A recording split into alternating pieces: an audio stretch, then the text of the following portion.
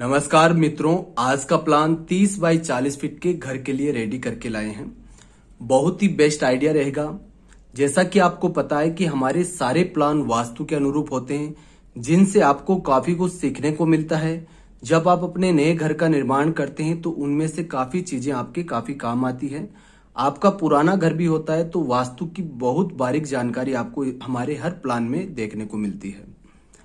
जैसा कि मैंने आपको कहा, 30 बाई 40 फीट का एरिया कवर किया गया है घर बनाने के लिए वास्तु अनुरूप।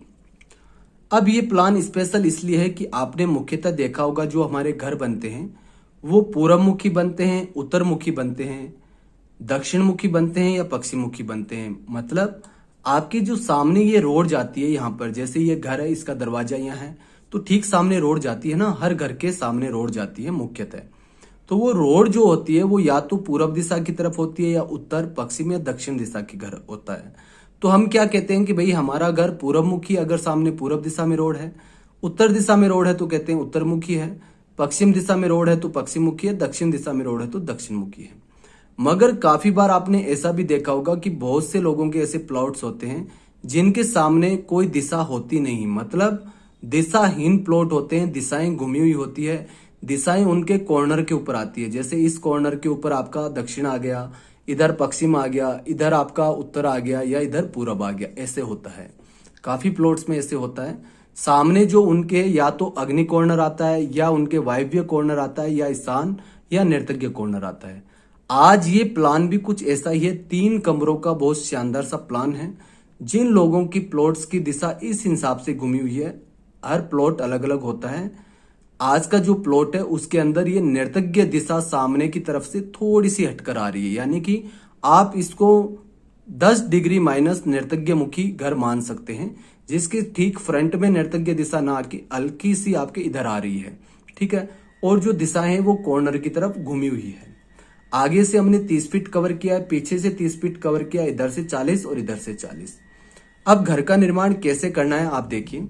सबसे पहले मुख्य द्वार आपका यहाँ पर लगेगा, मेन डोर। जैसे आप अंदर प्रवेश करेंगे, कार की पार्किंग, आपको कार यहाँ पर दिखाई गई है। कार खड़ी करने के लिए आप आराम से यहाँ पर पार्किंग दे सकते हैं, कार की पार्किंग हो जाएगी। अब ये जो कॉर्नर है इसको भारी करना बहुत ज्यादा जरूरी है। अगर आपका इस हिसाब का घर है जिसके ठीक सामने तो नैऋत्य नहीं आ रहा है मगर 10 से 12 डिग्री घूमकर नैऋत्य आ रहा है, तो आपको ये कॉर्नर भारी करना जरूरी हो गया है। अगर आप इस कॉर्नर को हल्का छोड़ देते हैं तो घर काफी अशुभ हो जाता है। तो ध्यान रखें माइनर चीजों का। तो ये कॉर्नर आपकी सीढ़ी बना के हम भारी कर देंगे। सीढ़ी के 2 बेनिफिट रहेंगे, एक तो इस कॉर्नर को भारी कर देगा, दूसरा वास्तु के अनुरूप सीढ़ी रहेगी। तीसरी चीज, भविष्य में जब आप ऊपर घर बनाएंगे तो भी उसमें वास्तु दोष नहीं होगा और सीढ़ी बाहर होने से आप किराए के लिए भी घर छोड़ सकते हैं आराम से, कोई दिक्कत नहीं है। अलग से सबका आवागमन रहेगा। तो ये आपकी सीढ़ी बन गई है। अब काफी सियाने लोग जो होते हैं वो क्या करते हैं, सीढ़ियों के नीचे के स्पेस में लेटरिन बाथरूम दे देते हैं। तो देखिए, अगर आपको सुकून से जिंदगी जीनी है तो कभी भी सीढ़ियों के नीचे लेटरिन बाथरूम मत बनाइए, वास्तु के अनुरूप नहीं होता है। अब आपके घर के अंदर जाने का जो द्वार रहेगा वो आपका ये रहेगा, जिसको हम कहते हैं घर की मुख्य चौखट। क्या कहते हैं? घर की मुख्य चौखट, घर के अंदर का मुख्य दरवाजा। जैसे आप अंदर एंटर करते हैं, क्या देख रहे हैं, ये पूरा स्थान खाली है, ये स्थान खाली है। ये खाली स्थान ऐसे ही नहीं छोड़ा हुआ है दिखाने के लिए, ये वास्तु के अनुरूप छोड़ा गया है। यहाँ पर आपका पूरा लिविंग एरिया बन जाएगा, यानी कि सोफे लग जाएंगे, टीवी सेट हो जाएगा आराम से पूरे एरिया के अंदर, ठीक है। और ये जो स्थान है ये आपका ब्रह्म स्थान है, यहाँ पर कुछ सेट नहीं करना है, ये खाली ही छोड़ना है। अगर आप आराम से जिंदगी जीना चाहते हैं आपके बच्चे भी अच्छी जिंदगी जिए, तो ये खाली स्थान छोड़ना है। अब क्या करेंगे, इधर प्रवेश करेंगे अपने हॉल से। तो एक रूम हमने बेडरूम यहाँ पर दे दिया है, जिसकी 2 विंडो रहेगी। एक विंडो आप यहाँ दे सकते हैं, एक आप इधर देना चाहें तो दे सकते हैं। हमने सिर्फ इस साइड में एक विंडो दी है, अच्छा वेंटिलेशन हो जाएगा।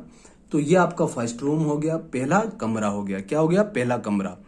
अब इसके ठीक इधर प्रवेश करेंगे तो कॉमन जो लेटरिन बाथरूम है वास्तु के अनुरूप छोड़ा गया है। दरवाजा भी वास्तु के अनुरूप है, क्योंकि ठीक सामने इधर हमने किचन दिया है, क्योंकि किचन की दिशा इधर ही आ रही है। मगर दोनों के दरवाजे आप देखेंगे कि अलग अलग दिशा में हैं, क्योंकि अगर आप इनके दरवाजे सामने कर देते हैं, घर पूरा वास्तु अनुरूप ही बना देते हैं, मगर दरवाजे सामने होंगे तो घर का पूरा वास्तु खत्म हो जाएगा, यानी कि आपका वास्तु पूरा अशुद्ध हो जाएगा, उसमें वास्तु दोष हो जाएगा। तो ये आपका टॉयलेट बन गया लेट बाथ। एक वेंटिलेशन विंडो फैन इधर ओपन हो जाएगा। अब आप ठीक सामने प्रवेश कर रहे हैं, सामने प्रवेश कर रहे हैं, क्या दिखाई दे रहा है? आप सब जानते हैं कि ये क्या है। हमारे सनातन धर्म में इसको कहते हैं स्वास्तिक। सबसे शुभ निशान होता है ओम और स्वास्तिक के। तो यहाँ पर यथास्थान आपको अपना पूजा घर बनाना है। क्या बनाना है? अपने घर का पूजा घर बनाना है, भगवान का स्थान बनाना है। पीछे की तरफ वेंटिलेशन विंडो कर दे ताकि जो भी धूप दीप करें उसका धुआं क्रॉस हो जाए। यहां तक आप क्लियर हो गए। अब आप इधर प्रवेश करेंगे। आपका सेकंड कमरा है 2 नंबर का। 2 विंडो दी गई है, एकदम शुभ विंडो है वास्तु के अनुरूप। दरवाजा वास्तु अनुरूप है। तो ये पहला कमरा, दूसरा कमरा। फिर आप इधर प्रवेश करेंगे, ये तीसरा कमरा। इसके अंदर भी 2 खिड़कियां हैं। हवादार रोशनी से भरपूर आपका पूरा घर रहेगा। वेंटिलेशन की 1% कमी नहीं रहेगी।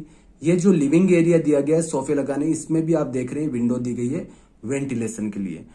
प्लाट अगर आपका उपयुक्त है तो हमेशा ये चीज कवर करके चलें कि आपके घर के अंदर रोशनी परफेक्ट रहे, आपके घर के अंदर हवादार घर रहे, ताकि घर की जो ऊर्जा है वो आपकी हमेशा ग्रोथ में रहे। अब आप इधर प्रवेश करेंगे। ये क्या बताया हमने आपको? रसोई घर है। पीछे वेंटिलेशन विंडो ओपन हो जाएगी। वैसे आजकल चिमनी लगाते हैं, एक विंडो रहेगी तो बहुत उपयुक्त आपका वेंटिलेशन रहेगा। तो ये क्या था आपका ग्राउंड फ्लोर का। अब देखिए इधर आप देखेंगे बाहर की तरफ एक स्पेस हमने छोड़ रखा है।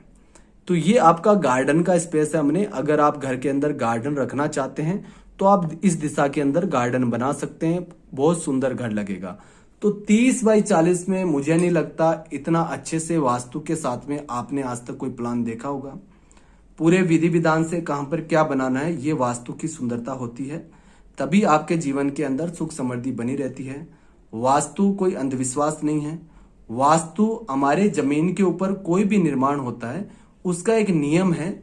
उस नियम को फॉलो करके हमें वास्तु के अनुरूप घर बनाना चाहिए। जैसे हमारे शरीर के अंदर हर अंग अपने स्थान पर होता है, उसी तरह वास्तु कहता है आपके घर में हर चीज अपने स्थान पर होगी। तो जैसे हर अंग अपने स्थान पर होने पर सुचारू रूप से हमारा शरीर काम करता है, उसी अनुरूप वास्तु अनुरूप हर चीज अपने स्थान पर होगी। तभी हमारा घर और उसकी जो पॉजिटिव ऊर्जा है, जो भगवान का आशीर्वाद है ऊर्जा, वो पॉजिटिव अच्छे से काम करेगी। तो आज के लिए इतना ही। जब भी घर का निर्माण करें वास्तु का पूरा ध्यान रखें। अपने हिसाब से पायलट ना बने। कोई भी अच्छे वास्तुशास्त्री हैं, जब आप लाखों रुपए लगा ही रहे हैं घर पे, तो अच्छे वास्तुशास्त्री से अपने घर का नक्शा बनवाइए। कोई भी नियरेस्ट है उनके पास समय निकाल के जाइए, या ऑनलाइन भी आप बनवा सकते हैं उनसे। आज के लिए इतना ही। धन्यवाद।